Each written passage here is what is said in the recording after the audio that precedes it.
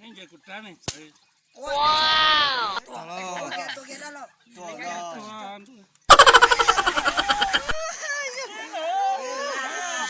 Con liền luôn. Mà nó lại. Con liền luôn. Mà nó lại từ nào nó chẳng nó tôi sẽ đó trong kia.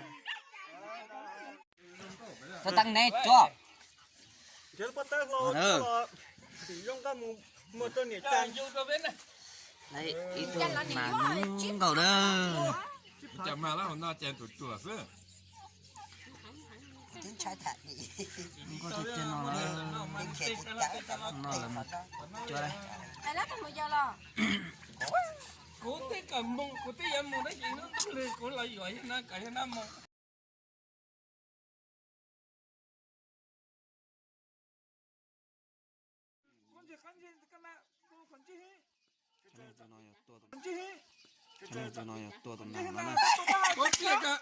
Oh no! con nó hẳn ra ha Chị trời ơi! Chị cái đó nữa. tức là họ còn cái lúc họ Lời kia. tức còn ra cái lúc họ nó hỏi thế chị trời quá Còn ra cái lúc họ nó hỏi thế chị trời quá.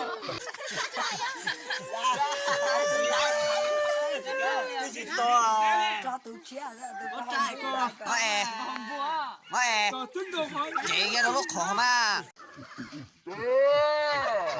ở đây chị trời nè chị tay à chia cái này chả nắng bằng tôi phải nè. còn cái lúc họ có mà đi tôi thiên ca Để ra đây cái nữa. Tôi lôi tôi cả mà Nhẹ đây. nên giờ cột trái này tôi kia đó rồi.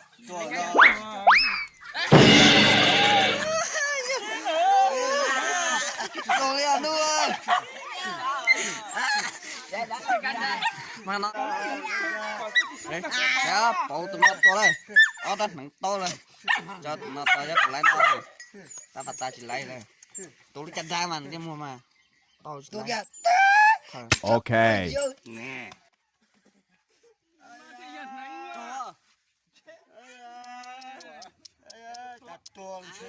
cái mà không khó chứ na thì nắng nó